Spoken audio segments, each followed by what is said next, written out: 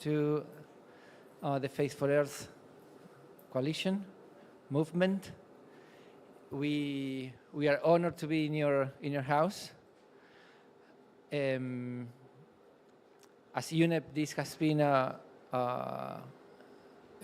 key important initiative, and I'm very happy that the Interfaith Rainforest initiative has a place in this house. So first of all, thank you to you for that.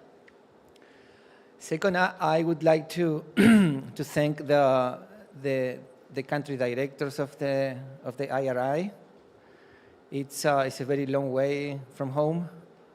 I know you are doing not only excellent work, but that it takes an effort to come here and present this work to our partners at COP28. We have quite a packed session today. We will first start with a video.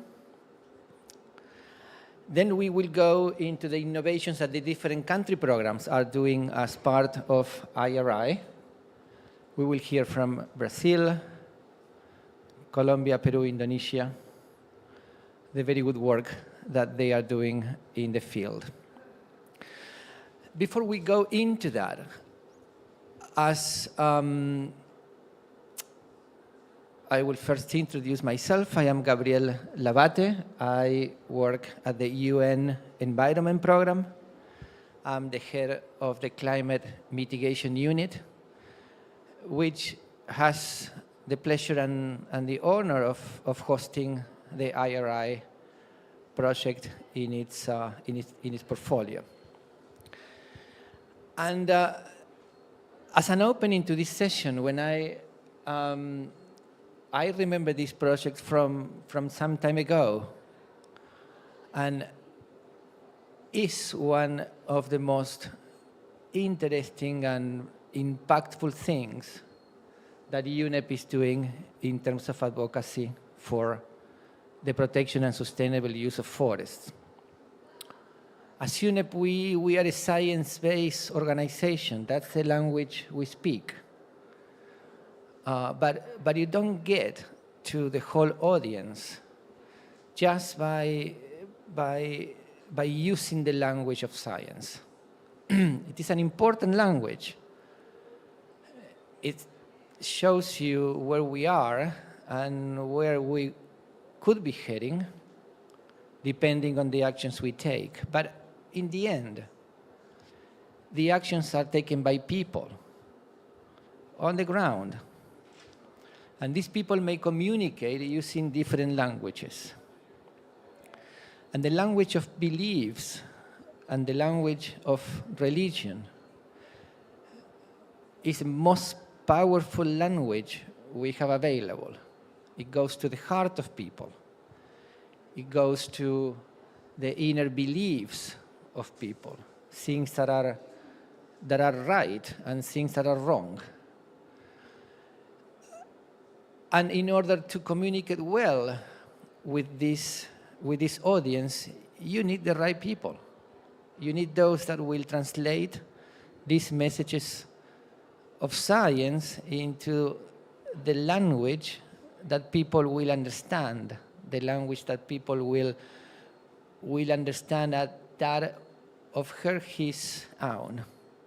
And that's something that the Interfaith Rainforest initiative and also the work that IR does is exactly what we need. We need to reach people using the language that people will understand.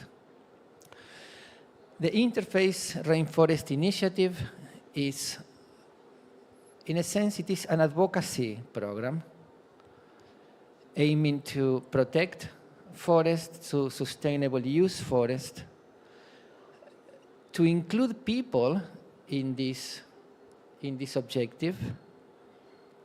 Ecosystems are valuable, extremely valuable. We couldn't live without them. But the people that live in these ecosystems, the people that have a decision to take on what we are going to do, that's actually the key the key aspect in this conversation. Decisions at the end of the day are taken by people. And people take actions, decisions based on the beliefs and on the situation that they face. Finally, I want to share with you that as somebody coming from really the science part of this discussion, I also feel sometimes a bit of being a foreigner to this discussion, to this group. And I am amazed by how much I learn from the conversations you have, by the way you have these conversations, by the way you frame these discussions. And again, I feel honored to be part of a project that has such a distinguished set of communicators and advocates for the environment. So again, thank you very much for having me with you, this distinguished panel. Thanks to the Faith for Earth Pavilion to give us a house to share what we are doing with all of you. And with that, organizers, if we can go and show the video.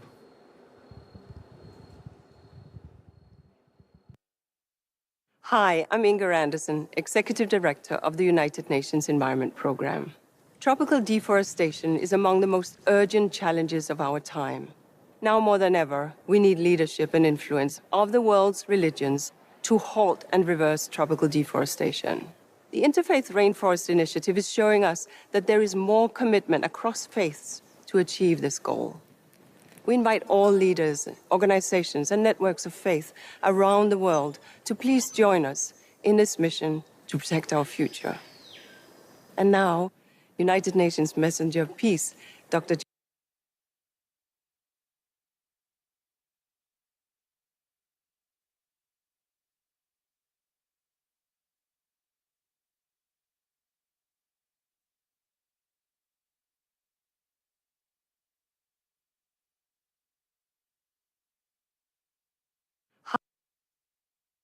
We need leadership and influence of the world's religions to halt and reverse tropical deforestation.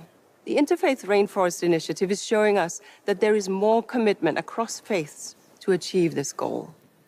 We invite all leaders, organizations, and networks of faith around the world to please join us in this mission to protect our future. And now, United Nations Messenger of Peace, Dr. Jane Goodall, to tell us more.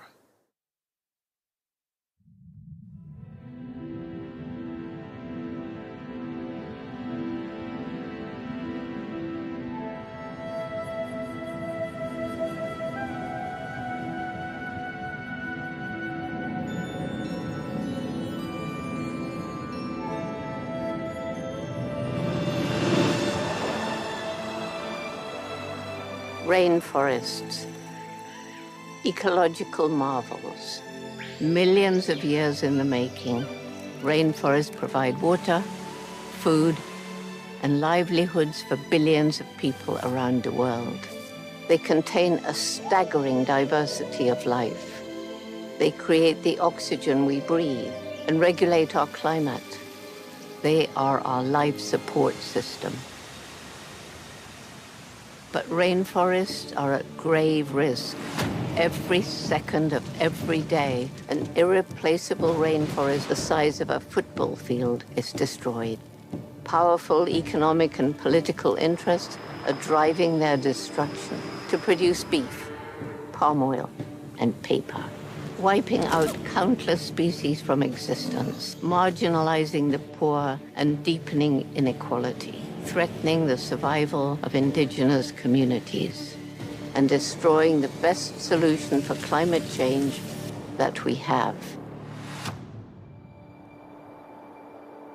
But there is still hope, where a different future awaits us, where faith unites us to to make rainforests a shared spiritual priority, where we teach our communities that rainforests are a sacred trust, where we feed a growing planet without converting rainforests, where we work with companies to ensure their products are deforestation-free, and where we make sure that governments protect forests and the rights of indigenous peoples. This is the future where we do what is right. But we need to come together, affirm that protecting rainforests is a moral responsibility for all people of faith, mobilize a movement built on the values we share across our religions and spiritual traditions, stewardship of the earth and care for creation,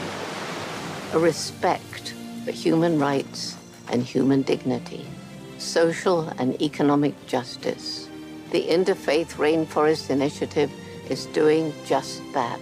From the Amazon to the Congo Basin to the forests of Southeast Asia, rallying faith communities to act.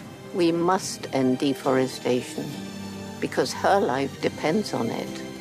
His life depends on it. Their future depends on it.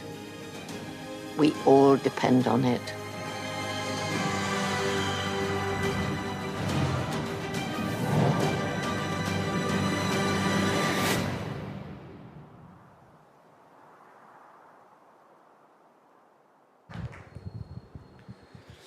That is a very powerful message. And with that, I would like now to go into a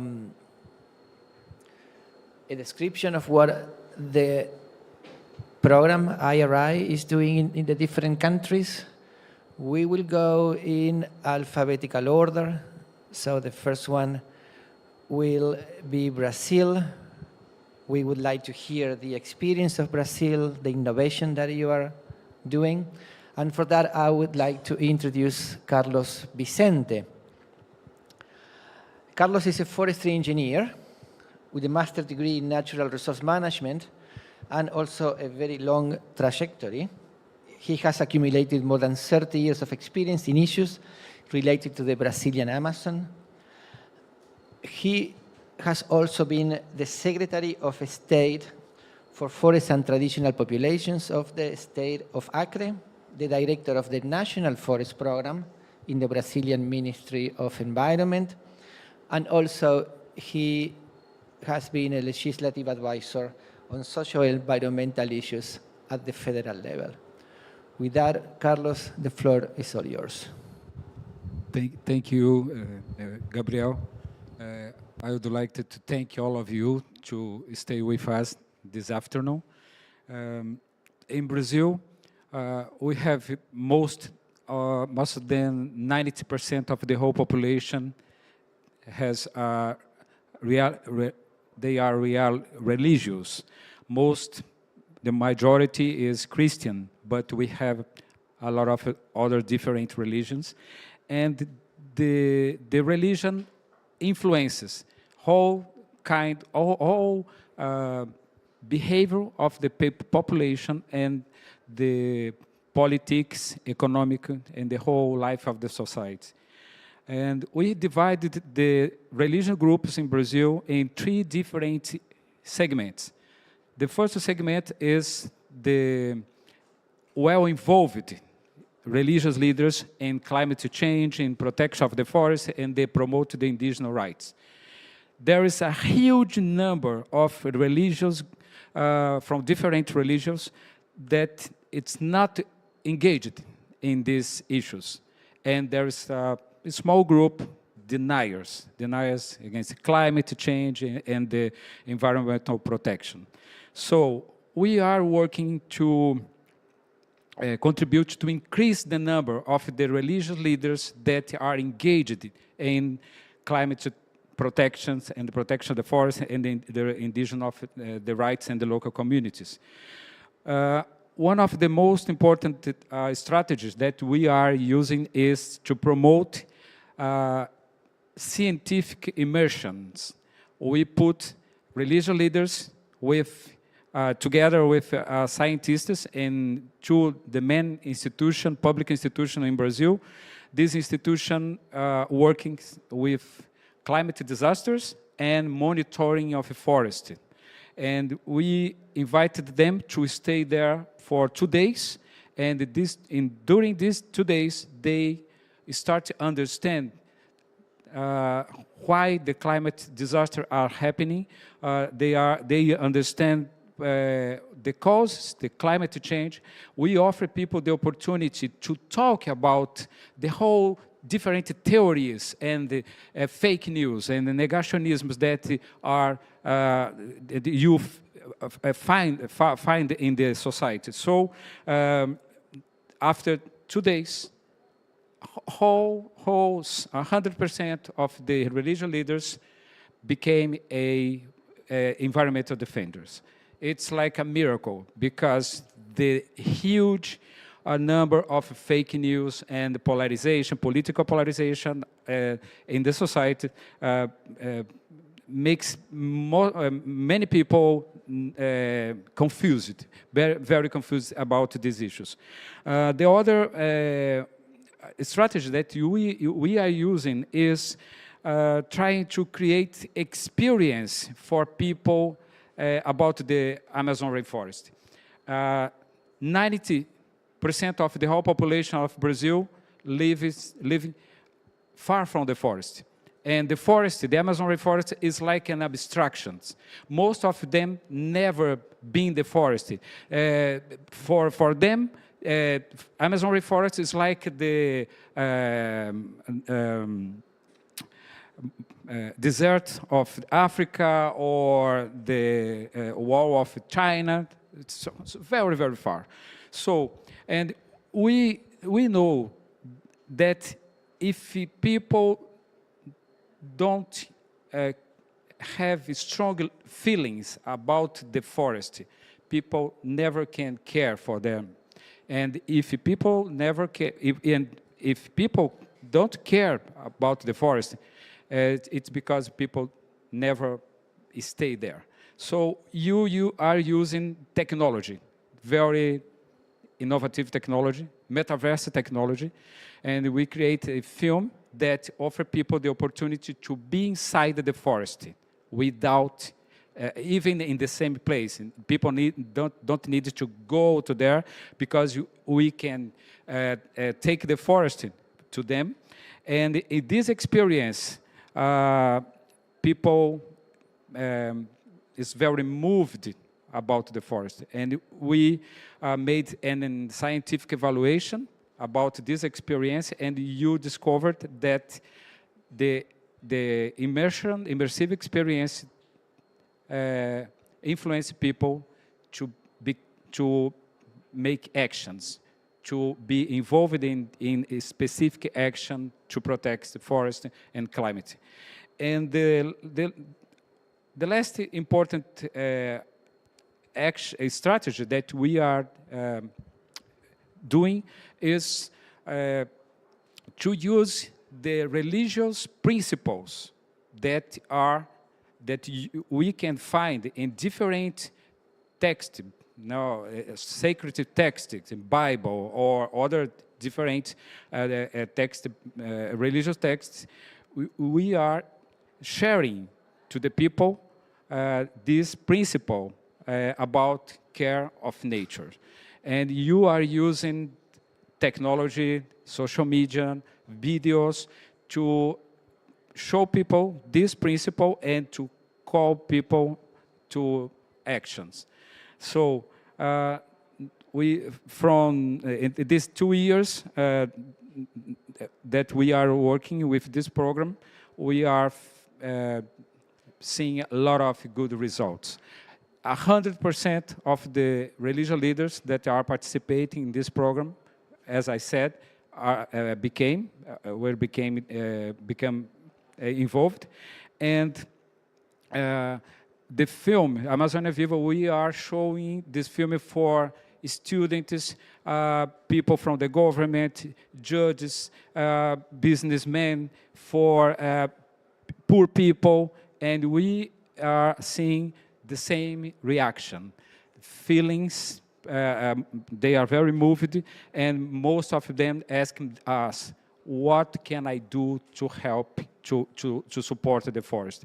So we are sure that we are creating a very important movement and move people from the indifferent to be engaged, and to move some of these deniers to become engaged too. So I thank you for the opportunity, and I would like to invite people to show you a short video about this immersive experience, this dialogue between religious leaders and scientists.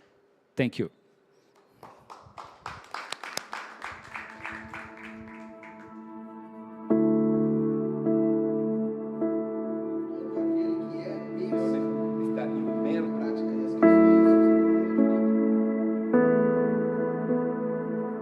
Queria agradecer por ter conhecido um Brasil que não conhecia, de mentes brilhantes. Sim, são pessoas que dedicam a vida toda ao estudo.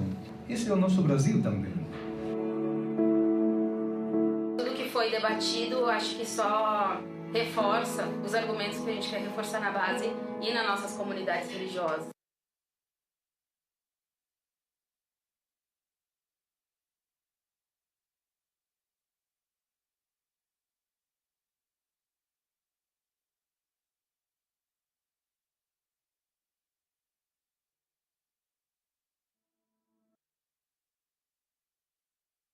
Dedicam a vida toda ao estudo. Esse é o nosso Brasil também. Tudo que foi debatido, acho que só reforça os argumentos que a gente quer reforçar na base e nas nossas comunidades religiosas. Isso nos engrandece porque vem como aliado, né?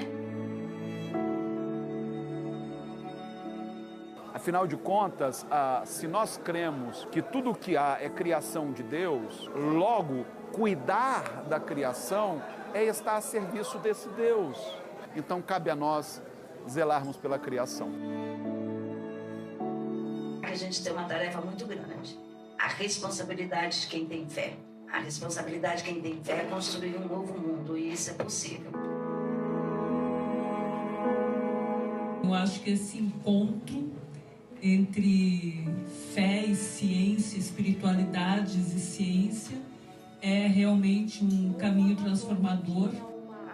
Algum estudo, se transformando em consciência, se transformando em atitudes. E isto vejo com muita esperança a possibilidade de influenciar as novas gerações, formar uma nova mentalidade.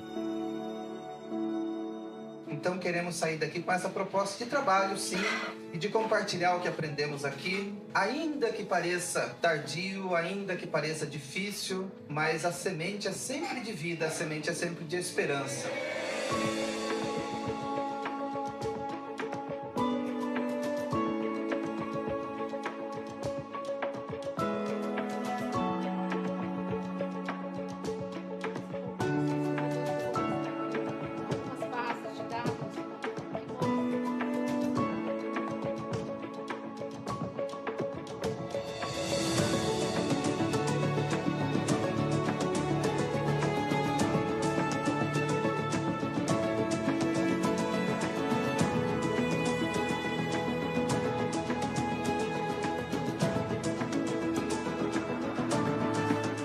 Espaços de religiosidade, eles podem contribuir muito, criando espaços de construção desses conhecimentos, né?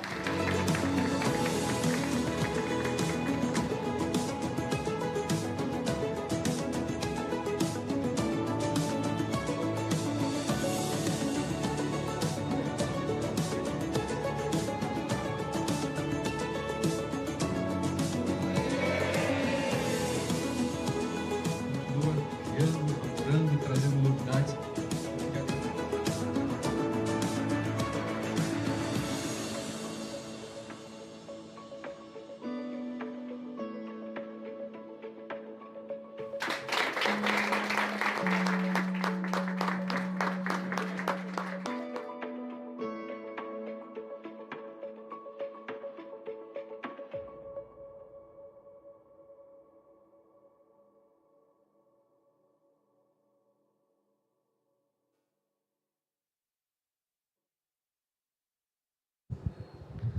Thank you, Carlos.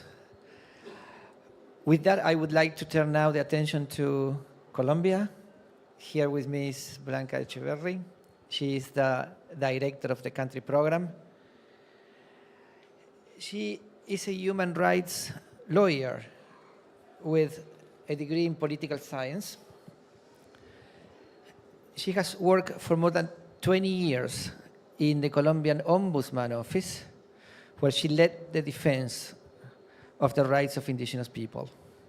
She is an advisor to the Interreligious Council of Colombia and delegate to the Executive Council of the Episcopal Church.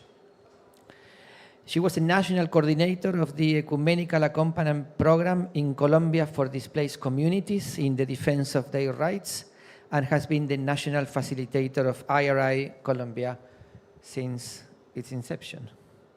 So with that, Blanca, the floor is all yours. Muchísimas gracias. Muy buenas tardes.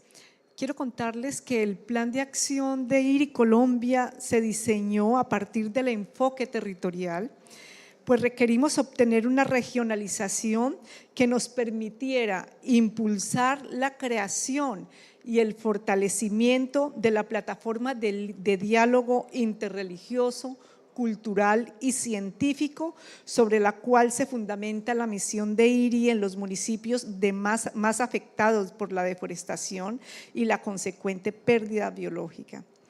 La regionalización nos permitió, a su vez, focalizar las acciones de incidencia en las entidades territoriales relevantes y priorizar los municipios donde se instalaron los capítulos en función de la dinámica de las tasas de deforestación. IRI Colombia's action plan was designed based on the territorial approach, as we needed to obtain a regionalization that would allow us to promote the creation and strengthening of the platform for interreligious, cultural, and scientific dialogue on which IRI mission is based in the municipalities most affected by deforestation and the consequent loss of biological diversity. Regionalization is to allow us to focus advocacy actions on relevant territorial entities, prioritize municipalities where local chapters would be installed based on the dynamics of deforestation rates. Bueno, teníamos una presentación para ustedes, pero parece que no está funcionando. IRI Colombia entonces instaló 42 capítulos en los municipios más amenazados por la deforestación, 14 en centros urbanos y 28 en centros rurales. Estos capítulos unen a líderes religiosos, pueblos indígenas, líderes sociales y comunitarios, profesores de colegios y universidades y representantes de las autoridades locales en un verdadero movimiento nacional para la protección de la selva amazónica. IRI Colombia installed 42 chapters in the municipalities most threatened by deforestation, 14 in urban centers and 28 in rural areas. These chapters unite religious leaders, indigenous peoples, social and community leaders, teachers, and representatives of local authorities in a true national movement for the protection of the Amazon rainforest. IRI Colombia ha capacitado a más de 14.148 líderes religiosos en temas de bosques, cambio climático, deforestación, teología de la creación, pueblos indígenas e incidencia política a través de los procesos de formación presenciales y virtuales.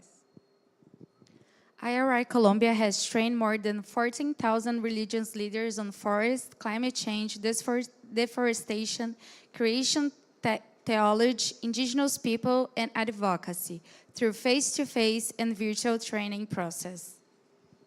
Igualmente ha desarrollado también una estrategia de comunicación.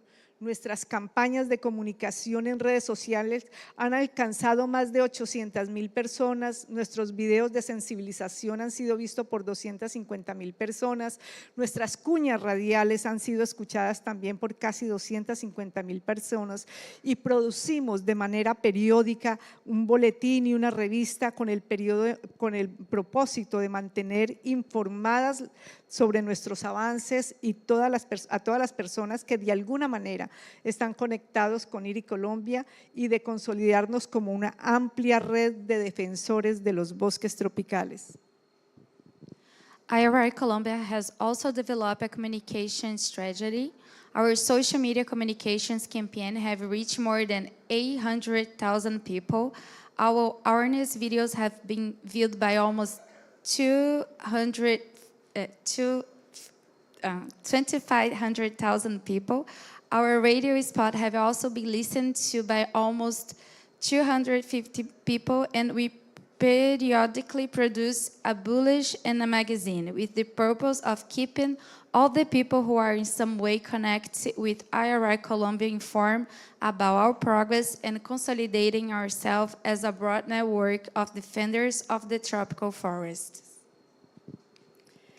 IRI Colombia dispone también de una estrategia de incidencia política a nivel nacional, local y regional.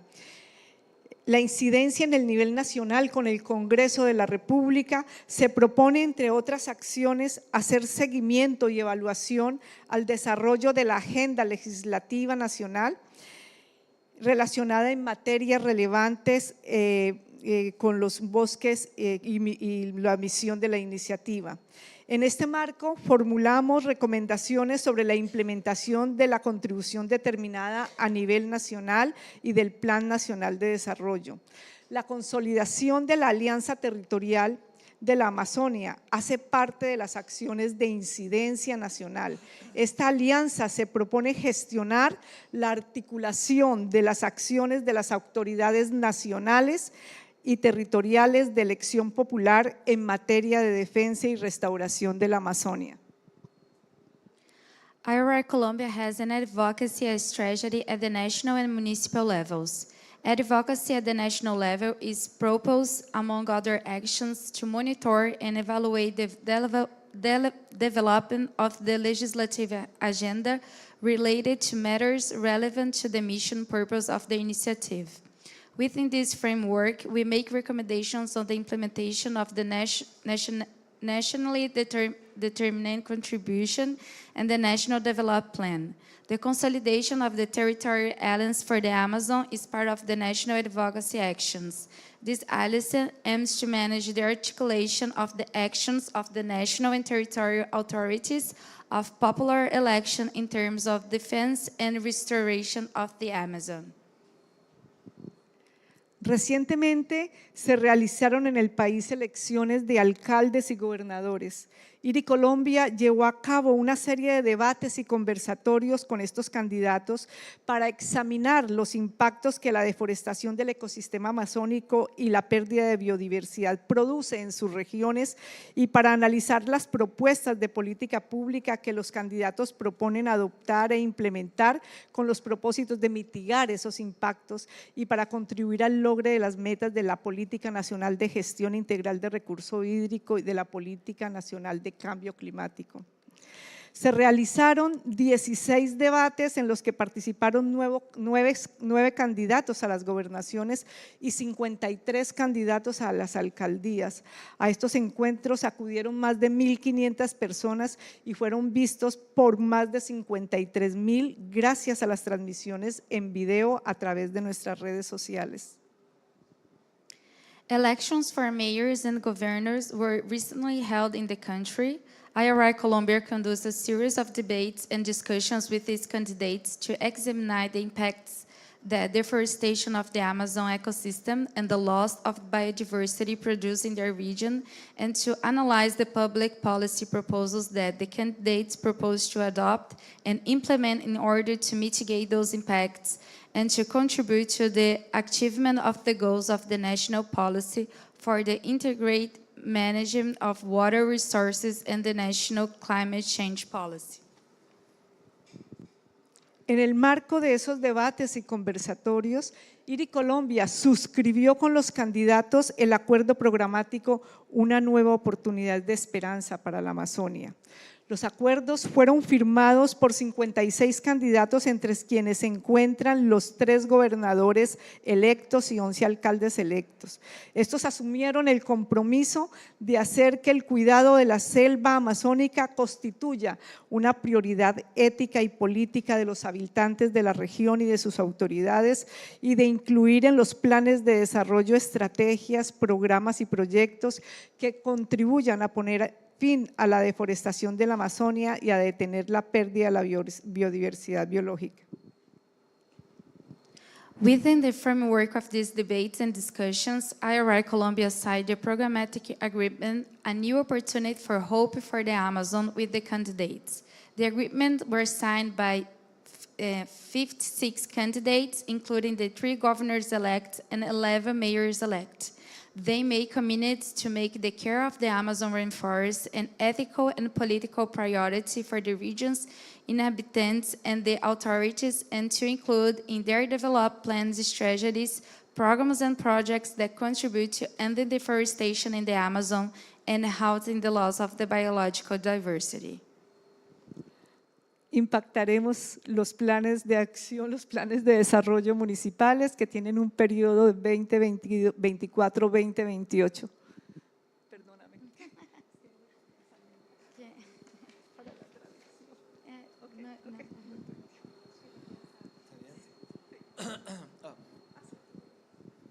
And thank you.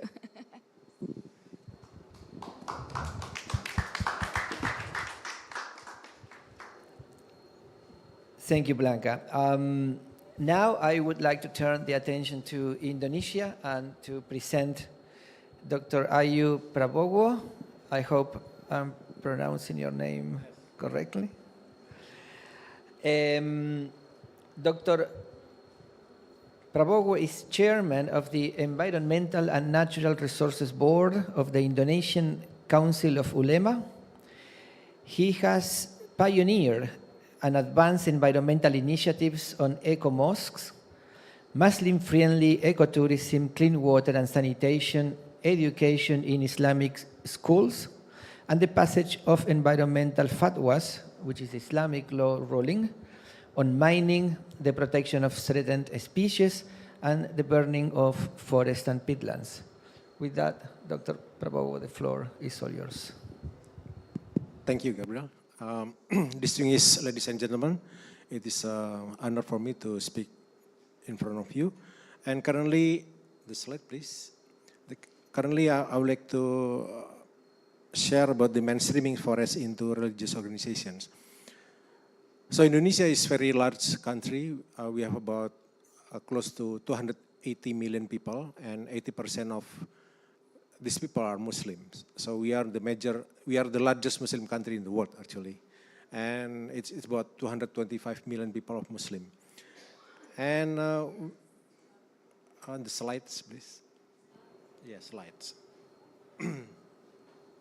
And we established the IRI Indonesia in January 2020. It was just 1 month before COVID, actually, in Indonesia. We closed down.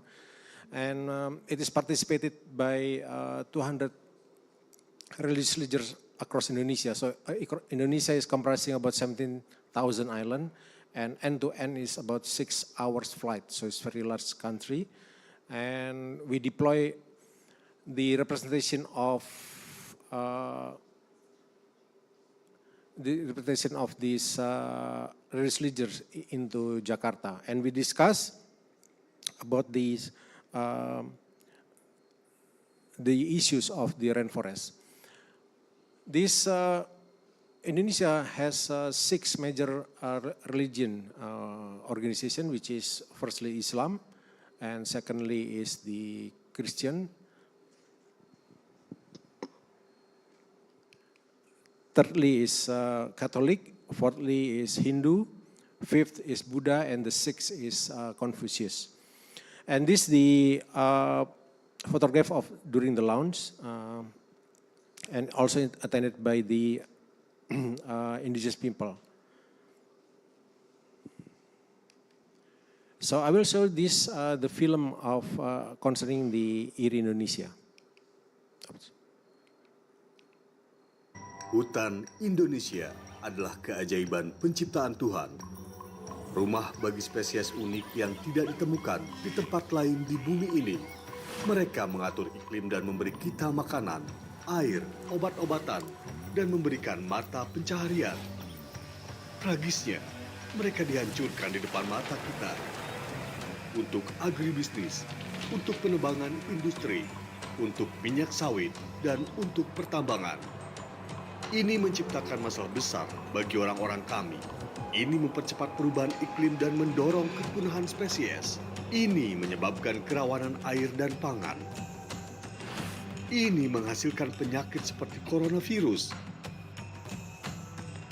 Dan ini mengancam masyarakat adat yang telah melestarikan hutan selama beberapa generasi. Tidak ada hutan berarti tidak ada masa depan.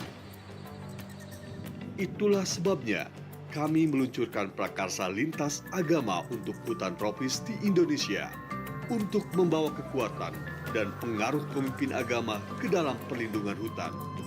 Pemimpin agama, masyarakat adat, LSM, Perserikatan Bangsa-Bangsa, ilmuwan, kami adalah koalisi yang bekerja lintas sektor untuk mengakhiri deforestasi. Bagaimana kami bekerja? 1. Kami mendidik dan meningkatkan kesadaran melalui pelatihan dan kampanye. Kami berbagi fakta terbaru tentang hutan, perubahan iklim, dan hak asasi manusia. Dengan cara ini, kami memperlengkapi para pemimpin agama untuk bertindak, untuk memasukkan kepedulian terhadap hutan ke dalam ajaran agama mereka, berbicara di depan umum tentang deforestasi, dan untuk mengumpulkan tempat ibadah mereka untuk bertindak. 2. Kami memobilisasi tindakan di lapangan. Di mana hutan menghadapi ancaman terbesar, kami meluncurkan perwakilan daerah. Masing-masing adalah koalisi pemuka agama yang bekerja bahu-membahu dengan masyarakat adat setempat, ilmuwan, dan LSM dalam rencana aksi untuk melindungi hutan di wilayah itu. Kami aktif dari Papua hingga Papua Barat, Kalimantan Timur ke Riau, dan dari Maluku hingga Aceh. Kami melatih dan memobilisasi ribuan pemimpin agama dan gerakannya terus berkembang. 3. Kami mendukung perubahan dan penegakan kebijakan. Karena menghentikan deforestasi sangat bergantung pada kemauan politik. Kami bertemu dengan wali kota, bupati, anggota dewan daerah, gubernur, anggota parlemen, dan menteri untuk menuntut tindakan. Kami mengadakan debat publik, membuat komitmen dan memantau kemajuan dalam melindungi hutan kami. Pesan kami sederhana, mengadopsi, memenuhi dan memperluas komitmen untuk melindungi hutan Indonesia dan penjaganya. Kami bersaksi untuk mendampingi pembuatan kebijakan lokal dan nasional untuk memastikan keadilan bagi hutan dan masyarakat adat. 4. Kami mempengaruhi sektor swasta.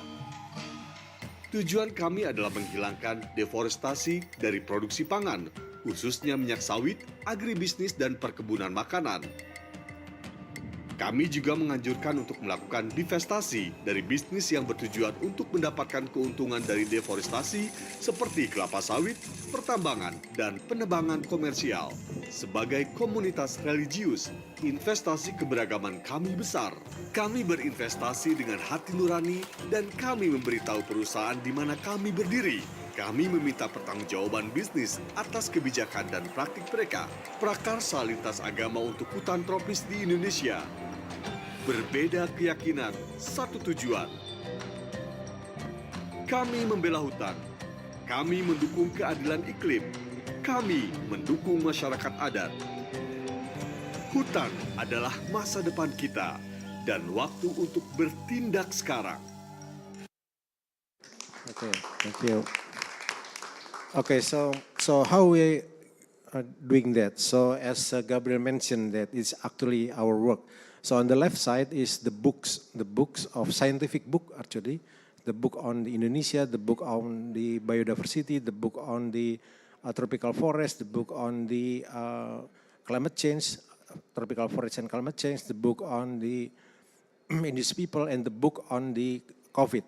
So, but on the right side, we combine these books, we translate it into religious languages. So, religious languages, we have 6 religious organizations, so we translate it into religious language, which touch the mind and hearts of the people. So that's actually what we have done. And we have each religion, we wrote 2 books. First is the guidebook, which is just ordinary kind of religious books on the forestry. And the second is the khutbah or the sermon books. So each of organization or each religion has these 2 set of books that we socialize to the local religious leaders. So these local religious leaders will disseminate to their local communities, because in Indonesia we have hundreds of languages and we have hundreds of dialects, and we use the local leaders to disseminate this kind of books. But we understand that for the young people, they do not read anymore. So we develop also videos about these books. It's only 5-minute videos, and we disseminate this to through our YouTube and all of social media, and all of this is available to be downloaded, the books and the videos. And these are the professional chapter. We selected this chapter, the 2 chapter, which is Kalimantan in Riau, is the worst of the deforestation because of the mining and also the plantation. And the good one, still good one, is Maluku and Papua. So Maluku and Papua, Aceh is kind of in between. So we selected the chapter based on the problem at the area. And we also, to help our dissemination, we conducted the environmental journalism. So environmental journalism is for the media people of each religious organization, plus the media, general media. So we educate them such that this to avoid miscommunication, and how also to introduce our program to the people. And also to strengthen the scientific and the religion, we just conducted the annual IRI Indonesia conference, the first one. So this participated mostly by academicians, religious leaders, and the NGOs. So we just finished, and we plan to make this annual conference of IRI Indonesia in the future. And next, we also done the regular series of webinar discussing various issues at hand. Also, we visited the local communities and indigenous people, but we targeted to the youth. So we have youth camp, conservation youth camp, and also discussing with the indigenous communities to see or to learn their problem in the area and the issue that they face in the that they are facing currently. And also we engage the local NGOs, the 6th chapter with local NGOs, and we built a roadmap such that the IRI program doesn't intervene or doesn't contradict with the local NGO, and we can build a collaboration of program between the NGO for each of the local IRI chapter. And also, as others have done, that we one of our mission is advocation. We meet with the governmental, legislative, and executive bodies, and also the nationally and also locally. So we engage with them. and this also in national one. Okay, so lastly, the Indonesia policy position is that we would like to promote understanding of the gravity of deforestation and critical needs for immediate action. And secondly, we would like to foster communication between scientists and religious communities. Thirdly, we would like to engage religious leaders and action networks in promoting in remote region, confronting severe forest threats. And lastly, we would like to champion the adoption of policies and laws that prioritize the protection of the Indonesian rainforest. I think that's all. Thank you very much.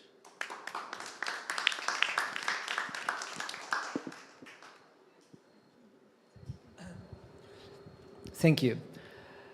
And with that, we turn the attention to Peru. And I would like to introduce Laura Vargas. Laura is the national facilitator of the IRI Peru Country Program. She has a bachelor's degree in theology and a bachelor's degree in education with a specialization in social sciences. She participated in the preparation of the Synod of the Amazon and serves as secretary of the Interreligious Council of Peru, Religions for Peace, since 2008, along with a host of other duties and responsibilities in the country. So with that, Laura, the floor is all yours. Thank you.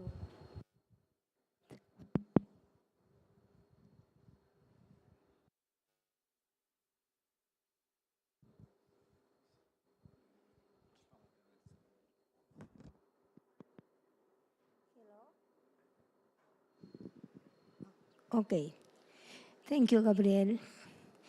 It's a pleasure to be here to share our work in the Interfaith Rainforest Initiative of Peru, IRI Peru. This Interfaith Initiative is a wonderful program partner of the Interreligious Council of Peru, with the support and endorsement of the majority of the religious traditions in the country. We have managed to open a fundamental space for dialogue, recognition, and joint work with numerous allies and the protection of our tropical forests and the indigenous people who are the heirs of a long tradition of more than 7,000 years of care and protection of the Amazon forest. The gravity of the moment and the urgency to act to confront the serious climate emergency that we are experiencing have been a force for action, opening consciences and hearts to respond to it. Without forests, the planet will be a desert. The people and the land cry out for a change. It is a single cry of anguish to stop the suicidal destruction in which we are all immersed. Faced with this reality, our faith proposes to us as a key word, change. Change in lifestyles, change in our ways of thinking, change in the way we organize ourselves and relate to others and to Mother Earth. We cannot continue acting and living in the same way as if nothing is happening.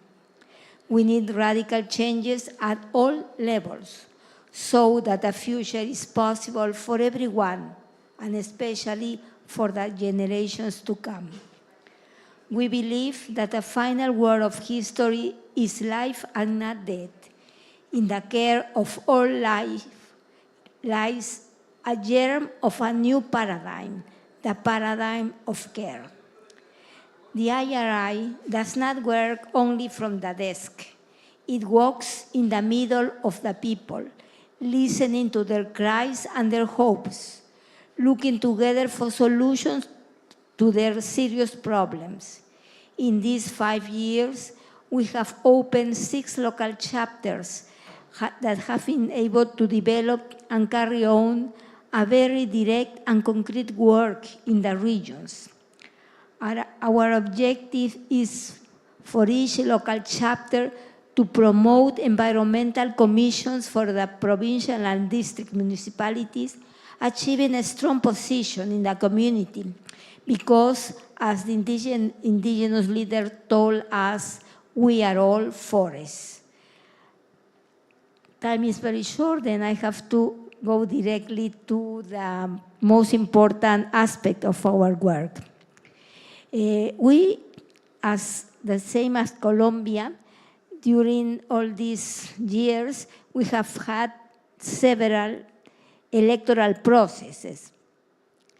We organize electoral dialogues with our allies so that the competing candidates tell their district, region, or country what are their policies in relation to the care of nations and especially of forests and indigenous people.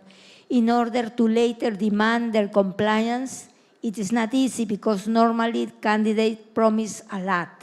But for that, they must be reminded if they are elected that their commitment what their commitment were and demand them. In this way, we are building an environmental citizenship that we believe is very strong for our society. We also accompany, since the beginning, the indigenous communities. Many of our local chapters are in the heart of indigenous places. No? It's very important to influence local, regional, and national policy as a central aspect of advocacy. That is one of our objectives. We have established a very good relation with some of the ministries and also with the Presidency of the Republic. And we believe this is very important to build bridges of understanding and open the doors for laws that will be for benefit for the forest and for the indigenous people. The reality of our indigenous people, as everywhere I think in the planet, is very painful. No? There's a lot of ignorance and aggression against their ancestral rights to their land. The serious environmental crimes that seriously affect them destroy their territories. They are at the mercy of narco-traffic, illegal logging, illegal mining, contamination, and destroying of their spaces of living. A recent example we had was the experience with an indigenous woman, a mother of 6 children, that was expelled of her community because she didn't want to sell her land to the illegal miners, no? And she fought very hard to defend her territory, and the good news is that because since 3 years ago we have worked with the Minister of Justice to create a mechanism to protect the environmental defenders. We make the contacts so that the Ministry of Justice recognized her and her fight as something very important and to protect her life and the life also of her children. And now she has been recognized as an environmental defender. This is very important because at least she has a paper that can protect her. No? And it's very important.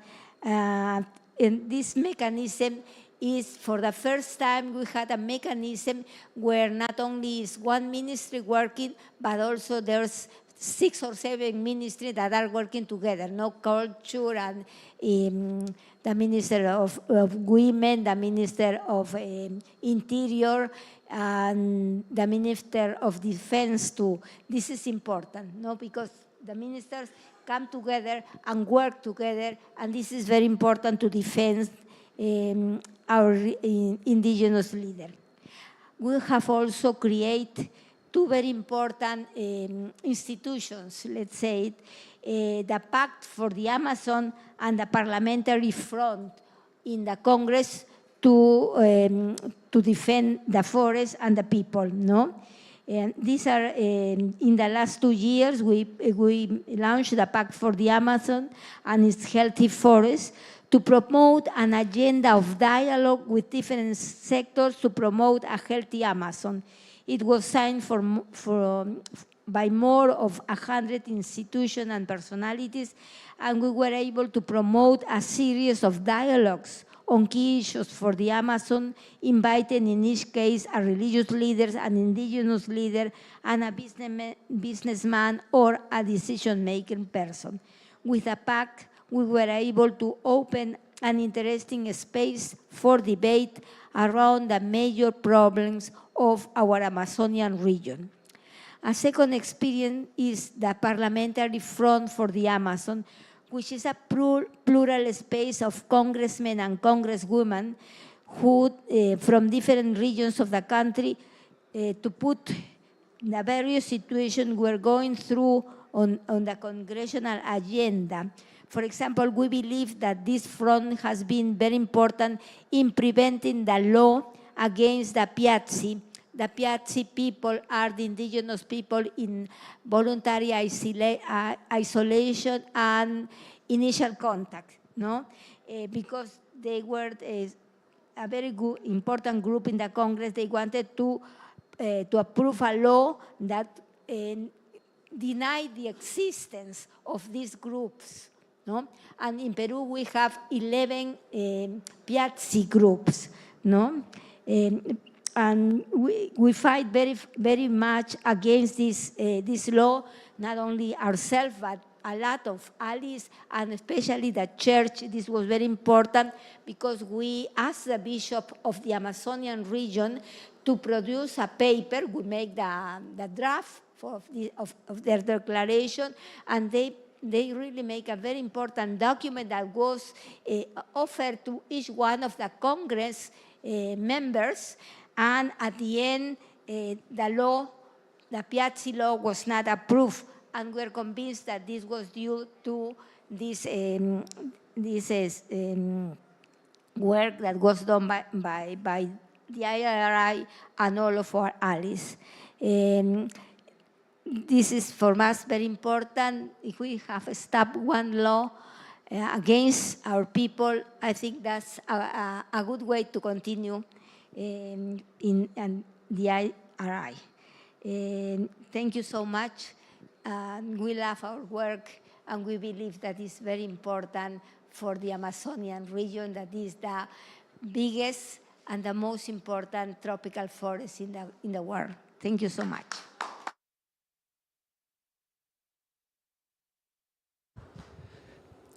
Thanks, Laura. And it's time to start to wrap up this session. I would like to do that, well, first by acknowledging the amazing amount of work you do in your countries. And also by telling you that I could not imagine a work that is more important than what you are doing now.